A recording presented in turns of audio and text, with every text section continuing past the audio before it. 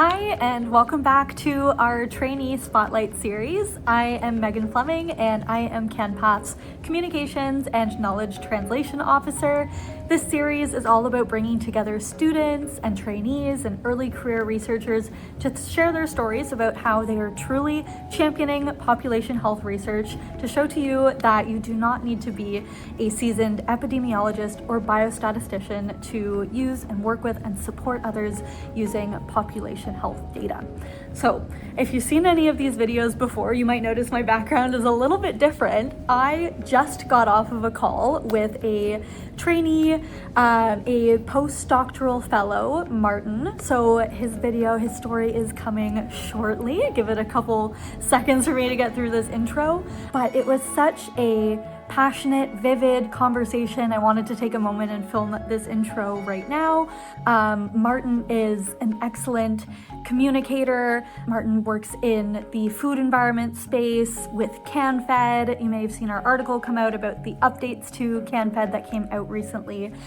So Martin is here to tell his story, and I hope you enjoy, and I hope it helps you feel heard and seen along your journey as an early career researcher or trainee in this space. Enjoy Martin's story. So, Martin, what was your role with working with the Heal and Charm studies? What has been your role? And what does your day-to-day typically look like? So, like you said, my name's Martin. I'm a postdoctoral fellow at the University of Toronto in the Department of Geography and Planning. And I've been involved now with the HEAL project for just coming up to 2 years. And my main role was to lead the development of the second iteration, so version 2, of the Canadian Food Environment Database. That's CanFed for short. And that required a lot of decisions and communicating with StatsCan, who were the ones who their analysts were the ones developing it through their business registry. And so a lot of it was sort of project leading, and now we have the data. And so now there's just some exploration that's happening, working towards getting it integrated. So some database leading the creation of, now some database management, but also some research to how do we apply what we have to some of our most pressing health issues that the country is experiencing. And thank you. And then what is something that you've learned about when working with and supporting others using large cohort data like CanPath and like with Heal and Charm and with CanFed that you didn't expect? Anything surprising through your work with this?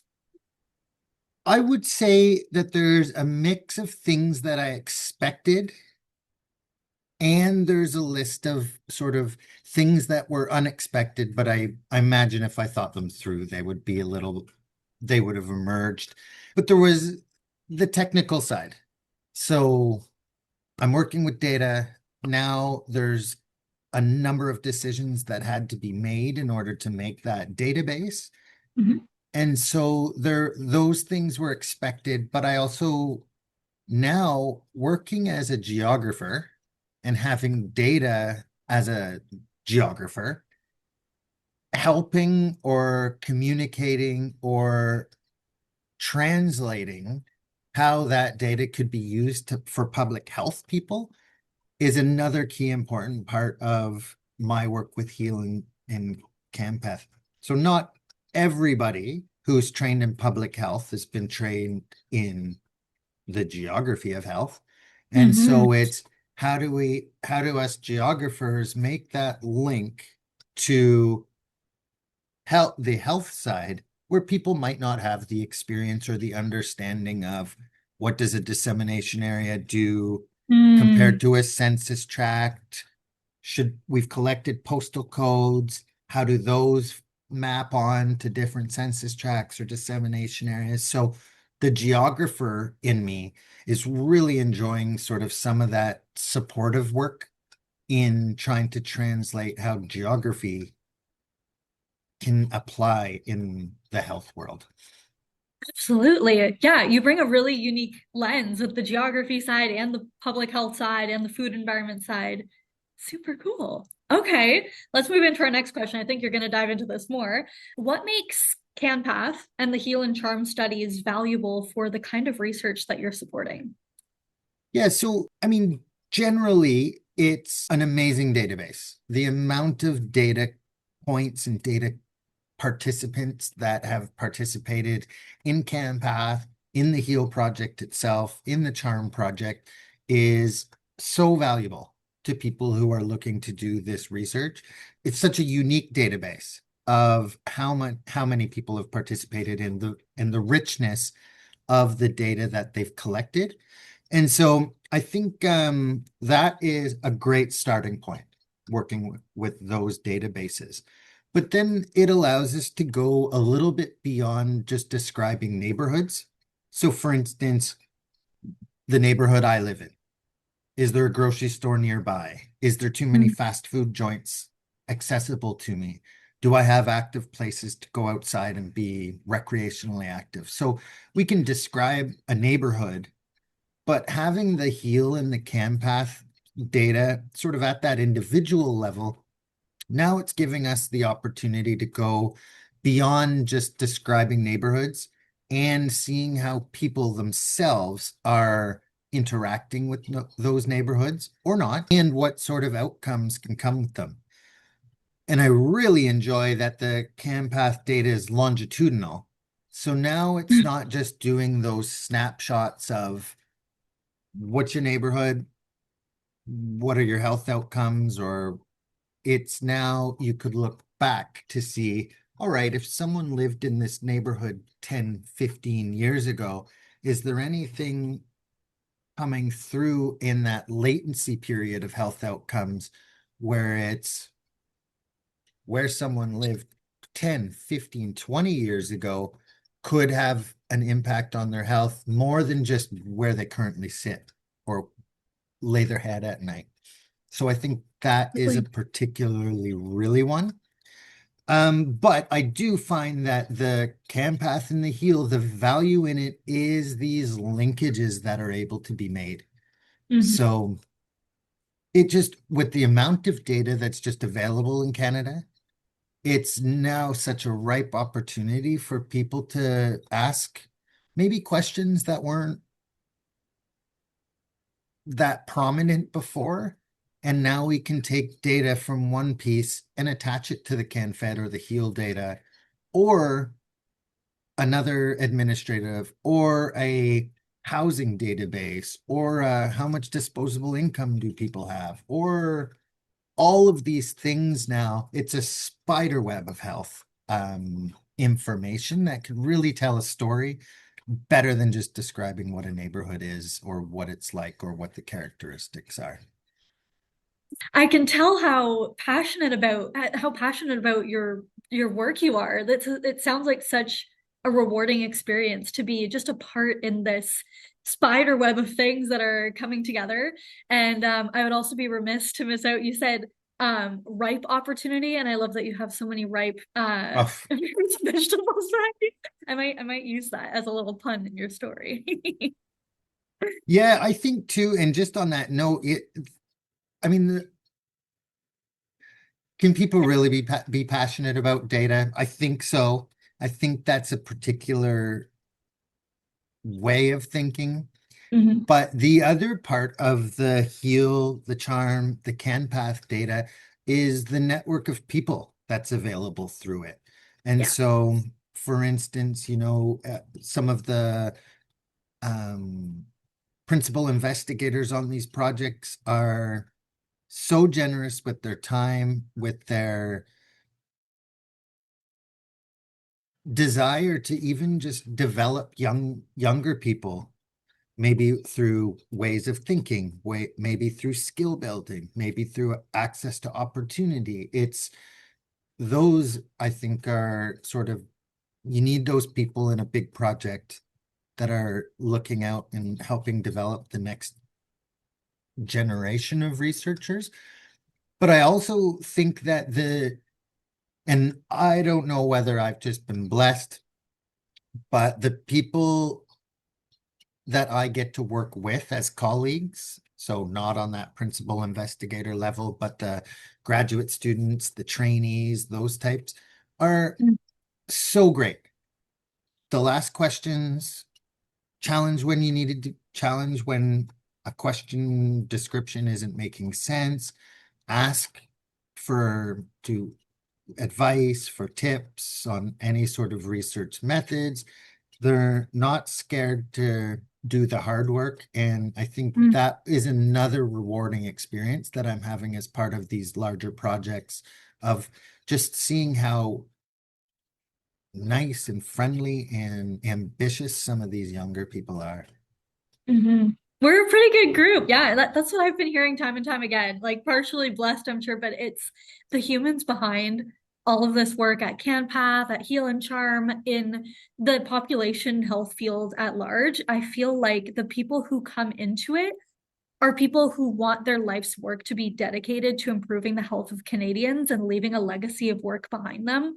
So it's like the warmest, most welcoming group Y- of researchers you can Yeah, ever work with. it's I don't know any field surprising. that's like this. Yeah, Yeah. cool. Okay, maybe shifting gears then from warm and welcoming to, did anything feel difficult or intimidating at the beginning of the project, maybe partway through, maybe still now, or has that evolved over time? Yeah, well, I mean, for me personally, I studied geography. It was 15 or 16 years from when I studied my doing my master's degree to joining my PhD. And my PhD was in public health, so it wasn't anything even to do with geography. Yeah, So it was maybe for quite context for folks, what was your master's in? geography. Geography, master of Yeah, geography, and then PhD. Okay. yeah. And then PhD in public health. And so when you're trained as a geographer, it's a way of thinking. And it's sort of that spatial brain. Mm. And having been removed for almost 20 years by the time I started my postdoctoral fellow, things had changed. The technology has changed, the methodology has changed. So it was a little bit intimidating at first to do I know my brain still thinks this way, but what have I missed in 20 years as far as the skills and technologies that have been implemented? So that was a big one. Mhm. Um, and then in my work too, some of the challenges are, I mean, if we think of sort of a big city, everybody has sort of an imprint of what a street that's lined with fast food is, or a grocery store or something like that, where it's okay, we can recognize that, we understand what that looks like. Mm. But when you start to look at Canada-wide environments, there could be a small rural town where the only stores are three fast food joints in a grocery store. And so it's not so much that people live in a place that has too many of one particular retail outlet. It's that people live in a place that doesn't have any retail at all. And the one area that they live near has everything. Yeah. So how do you compare that? How do you compare big urban centers to smaller Canadian cities or towns, or even in the rural environment? And so it's sort of, what does that mean analytically, or even when you're interpreting things? It's hard to compare somewhere so vast as Canada into comparisons with downtown Toronto or downtown Calgary. And so that Right. makes it not only an interpretation challenge, but also an analytical challenge so that you're not comparing apples and here's our food. Yeah. You're not comparing what mangoes versus Versus the cabbage behind you. that's And right, yeah. exactly. Wow. All Yeah. right. So, I mean, but the more I get comfortable with it, the challenges are always going to be there. And that's with Yeah. anything that we do. Yeah. That's life. And so the more familiarity there was, the more time that passed, the more I was able to answer questions or see how the bigger project was coming out. Because when I started, the Can Fed or the Food Environment Database was sort of it started right when HEAL started recruiting their participants. So as much as there was a project concept, nothing had started. And so it was how does this fit in with the bigger piece of the project and what's going to happen a year, 2 years down the line, all of that work. So Mm. it's, So to do you be feel, honest, the challenges and the intimidation pieces are just part of being involved. yeah, Nothing's easy. If it was easy, they wouldn't need me to do it. So right, right. So I guess then are you saying even now that you've been in your fellowship for a while, that when the challenges and intimidating moments come up, that's almost just a signal to you that you're doing the work and you're in it, and it's not something to be afraid of? absolutely. Well, Cool. and there was a colleague that I was just working with the other day, sort of in the heel and doing food environment research Yeah. and getting stuck in those challenges is the research. Mm. So if it was all as simple as just running a line of code and getting a result and then shooting it out into the world, well, everybody could do it. It's thinking about the question, working backwards from that question, then running into challenges at every step of the way. How is this going to work? How would I do this? And it's almost is like I guess the analogy is when you're treading water and your arms and your legs are doing this underwater, but your head's sort of above, keeping cool Ah, and making sure people think, not think that you're competent, but accept that you're competent. But you there's a make it look lot of work easy when happen. really it's underneath the That's water. right. There's, yeah. That's right.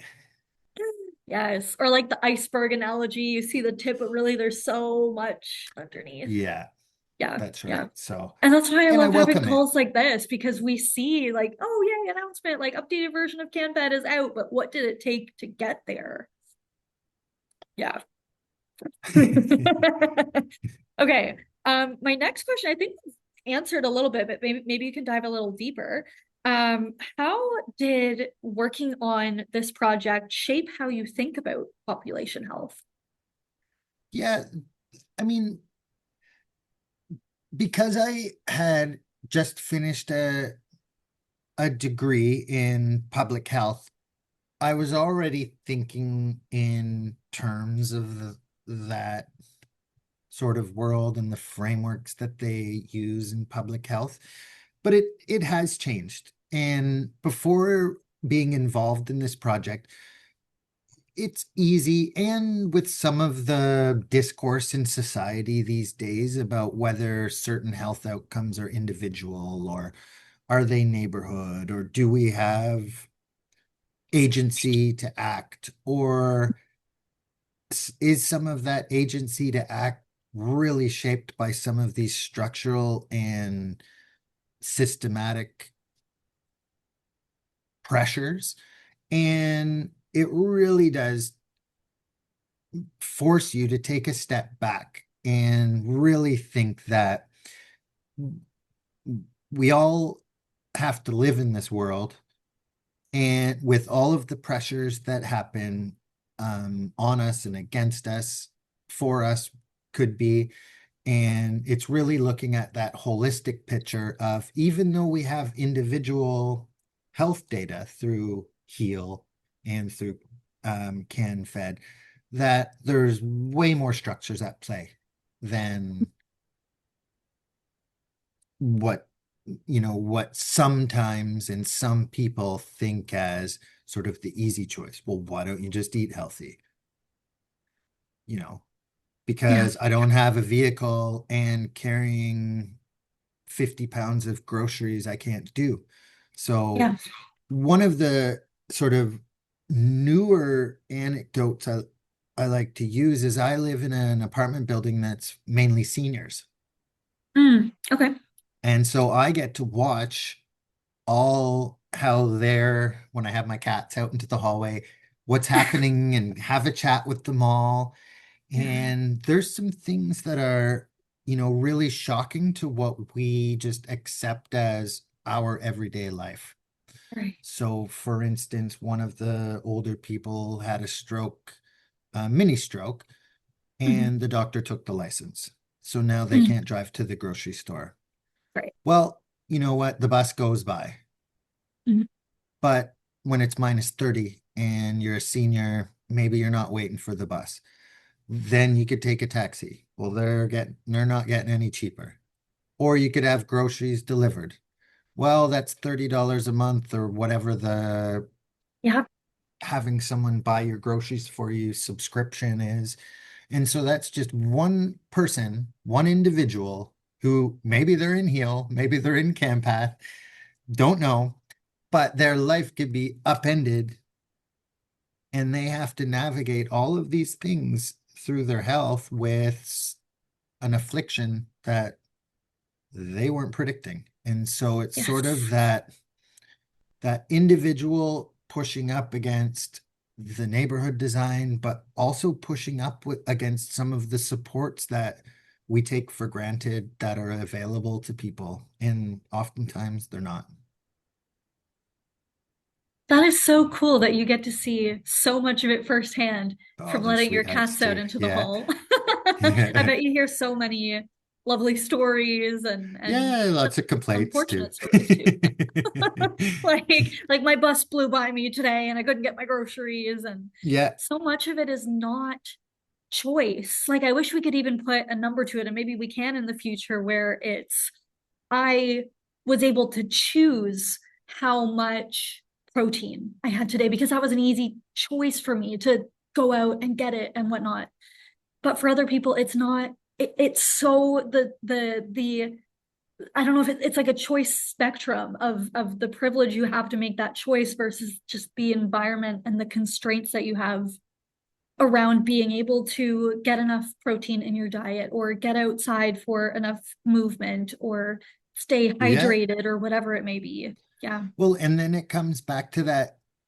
I know we haven't spoke about it in our pre-meeting. We talked about it um where my PhD was in food literacy. And Hmm. so it's easy to tell someone to get more protein or they have to get a certain vitamin or mineral. But if they don't know what is contained in that, or they just eat the same thing to get all their protein because they heard that there's protein in chicken. So I only eat chicken every day to get my protein without acknowledging that there's other ways to get it. Yeah. Yeah. Exactly. Exactly. Or I don't know, like you need to start taking an iron supplement and not realizing like, okay, what time of day might be better for absorption or what should you have with it? And Sure. yeah, it's Or so you need to nuanced. start being more active. You should get a small weight and start lifting weights. Well, if no one's ever talked to you about how to lift weights, you could be doing more damage than you're Wow. I benefiting. think we're gonna have a great post-meeting chat too. I have so much to say about this. Okay. I'm just watching the time too, and we've got a couple more things to go through. What would you tell another trainee or early career researcher who's curious about using CanPath data or population health data, or even with your very specific journey too of like coming back into school later in life? Is there anything that you would like to say to a fellow trainee or ECR out there? Uh, there's a couple. Yeah, Okay, let's get I into it. know every time I remember I really enjoyed taking classes when I was in school. And Mhm. so, but it's not always the preferred method for grad students or researchers that, well, I've got to get publications. I'm done my classes so I can get those out of the way and I can continue on my research. I think just being involved in a classroom, sort of, uh, maybe not always a classroom, but some sort of regular training that's building, I always found enjoyable. Um, I was also lucky during the pandemic that everything went virtual. So we didn't Hmm. have to worry about, do I have enough funding to be able to go to this conference? Do I am I going to miss out on something that's available at a different university because I'm not can't get the hour to that university to participate or something? And so looking for online resources, I think it's an important piece just to sort of keep yourself in tune with what's happening, but that's not for everybody. And I recognize that. So that would be maybe some advice on, sometimes you have to make your own initiative to find out what's happening. I know I signed up for every time a newsletter came across my email, I was subscribing. An Yeah. organization, subscribing. Whether or not I attended every event didn't always matter. Um, it's that I was at least keeping attuned to what was happening rather than not knowing it was happening and missing it completely. So I think that would be my sort of advice. And you also don't know what you're going to need in the future. And so sometimes, joining a webinar or learning something that might not be completely practical to your today being might be something in 2 years comes up that could help you solve a problem. And it's not like you need to know everything about that particular solution. It's that you need to know, wait a minute, I know at least what to Google to be able to get to that solution. So I think that's a good one. And then the next part, I think, as far as working with Heal and working with CanPath data, Yeah. is trainees or early career researchers really should devote some of their time to understanding the data that they're working with. And so these sort of bigger projects or data collection procedures or processes is really a system.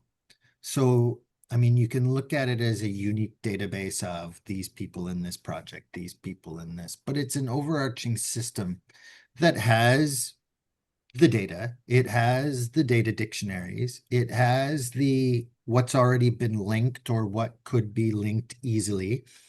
Um, so you're not just learning about your specific sliver, it's recognizing that you're part of an overarching thing, because your next job might not be about diabetes outcomes. It could be about cancer outcomes. And you are then able to say, all right, I understand CAMPATH.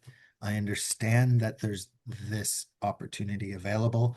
And so being Right. able to do that, I mean, and there's user guides that exist to be able to help out. There's really no sort of standard of making user guides, which I think is an interesting part of the health world. Mm. So you have some user guides that are quite a bit more explanatory than others, quite a bit more informative than others. But the people who have used these databases before exist. And so feeling comfortable enough to reach out to a supervisor or a supervisor's colleague or recommendation to ask these questions. Did you run into any problems when you were using this?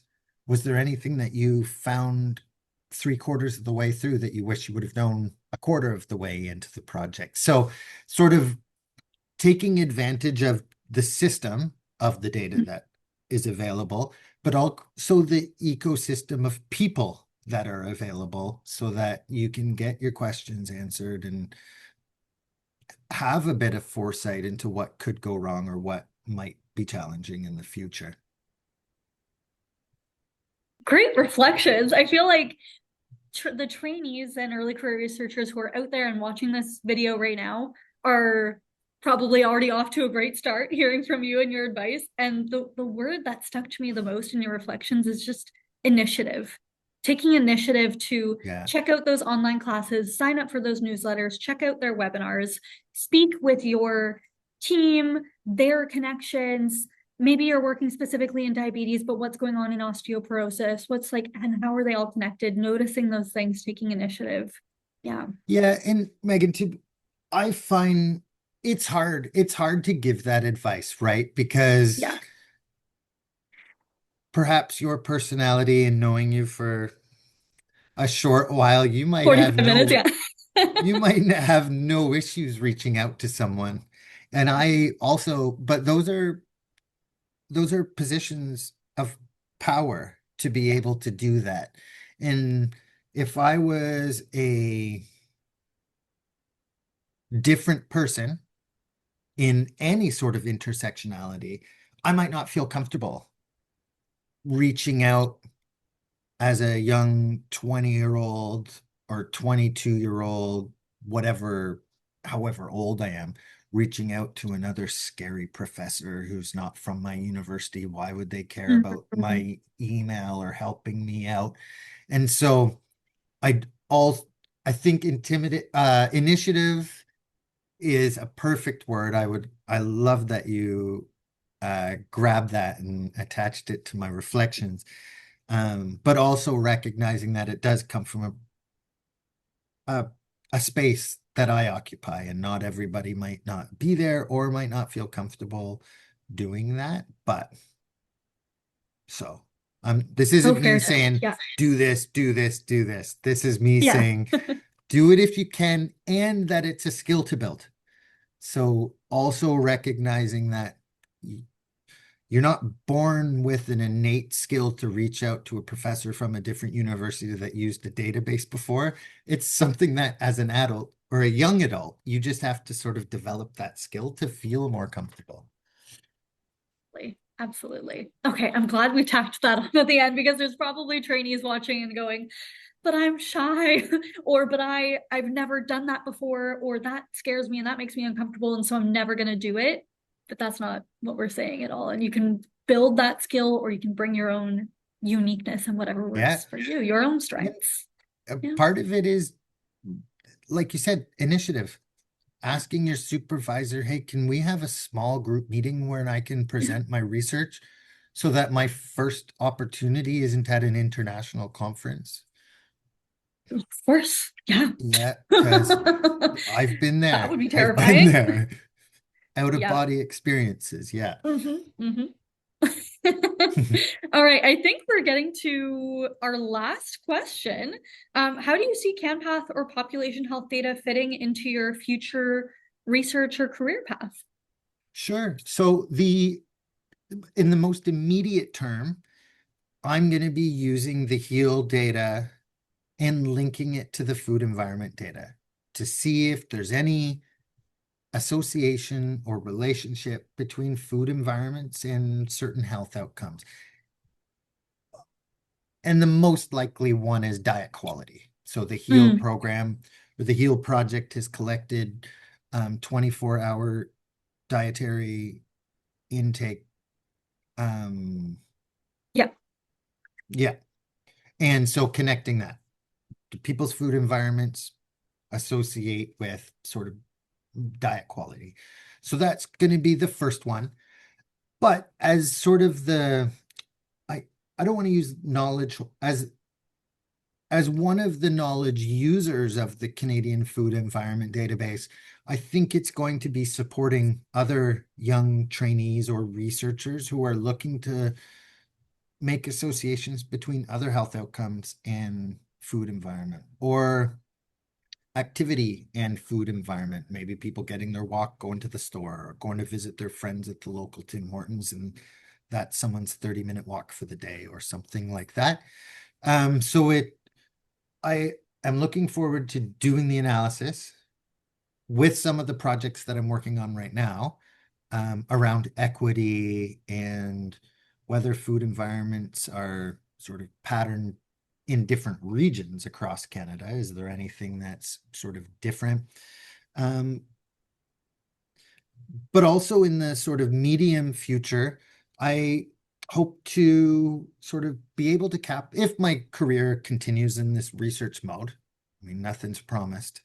Um, I would like to continue to work with some of the HEAL data to sort of further explore what is available in sort of this neighborhood environment. How do people act in those sort of linkages? Because it's not very well studied. It's not really well known about, although we act it out every single day. And so that would be what I hope. And in particular, because I live in North Bay, Ontario, when winter comes, all of this changes. So there's this seasonality aspect to this as well, where Mm. I live next to a baseball diamond, a soccer field that are used all summer, and for 6, 7 months, not even touched. Yeah. Yeah. And so well, you live near a park, you live near a baseball diamond, why can't you go be active in it? Well, it doesn't exist for half the year. And the same with food. If I wanted to go to my closest grocery store, it's about a 10-minute walk away. In the winter, that becomes quite a bit more challenging. And so looking at neighborhoods, but also adding on a layer of seasonality or time Mhm. dimension to it would be something that I would be interested in looking at in the future. That's so exciting. I'm so excited that we're actually gonna get to that with Heal. Like we're doing this phased approach with reaching out to the participants and they're collecting this data over the course of a year. They're doing their 1 year post collection reflection on the Mhm. season. So we're gonna get that in time. It's gonna take a couple of years to wrap up, but we're getting Yeah, there. Yeah. yeah. Cool. It's also another one of those challenges that come with these massive undertakings Yeah. is the time it takes to when I was collecting data for my previous degree, our window of surveys was open for 2 months. Yeah. Then the Yeah. data was there and ready to do it. But Yeah. in these bigger projects, it's difficult. Yep. Layers and layers upon ethics, and different regions have different ethical protocols. And how are we going to use this? Oh, I you can only know. use this data at this level because it's too um, might reveal too much about people if there's only one participant in this area. Yeah, Yeah. Yeah. it's Yeah. the layers of complexity that go into a project like this. My hat is tipped to these people forever thinking about It's this. mind blowing. One of my favorite quotes is from our executive director. She said, cohorts are like a fine wine, they only get better with age. And now that we're about 16 years old, we're really starting to see things shape up. And it's only we're gonna turn into like an antique, specialized, so many different Yeah, yeah, wines kind of exactly. wine. Well, then it's hard Yeah, because the people who start it have to have a vision that yeah, they might not see the end of yeah, and but know the importance. So there's a massive legacy to the work that the PIs that have gotten this yeah. project started. There's a legacy built in, of course, but there's also a legacy that's going to live long after them, that they took this second or third, whatever phase it is, to continue this going for the betterment of all people, not just Totally. themselves. Yeah, the researchers, the participants who are contributing to it, like Yeah. it's it's gonna take time, but it's gonna be worth it. It's exciting. Yay. Okay. Okay, that brings us to the end of all of my questions. Is there anything that you feel like you've left out that you really want people to know about you and your journey in this field? No, not really. Just to go back to the initiative, I think it's if you've landed yourself in a spot that you're doing research with this type of data, it I think it's important for Canada, for it could for your neighbors, for your family, whoever, there's going to be good things that come out of this. But that would be it. Just enjoy where you are in the moment. When there's struggles, accept them as part of the process, and there's always going to be light at the end of it. And you just, log in each day to your computer and do your best that you can. That's all we really can do. That brings us to the end of Martin's story. If you are looking for more, we have lots of other stories available on our YouTube channel, and there are accompanying blog posts available on our website at canpath.ca. Give those a look, and I hope you enjoyed hearing Martin's story, whether you are a student looking for advice and guidance at this stage in your career, feeling like you needed that extra push about taking initiative, making connections, networking in your field, learning more about those different spaces within population health. Maybe right now you're in the diabetes space, but eventually you'll move into osteoporosis or more into food environment and geography like Martin. You'll see where the winds take you. Initiative is a skill that you can work on and progress over time, but more than initiative, I think what Martin's story was really telling us is that you can follow your own strengths and your skills and build them over time into the researcher that you're meant to be. For Martin, it was doing his master's, his PhD, taking some time to do work, and then coming back to do his postdoctoral fellowship. And so that is his story. I hope you enjoyed. Check out any of our other stories, and if you have any questions, you know how to contact us. Check out for more information in the description box below. Drop us an email, check out our website, and we hope you keep in touch and check out other trainees' stories. Bye for now.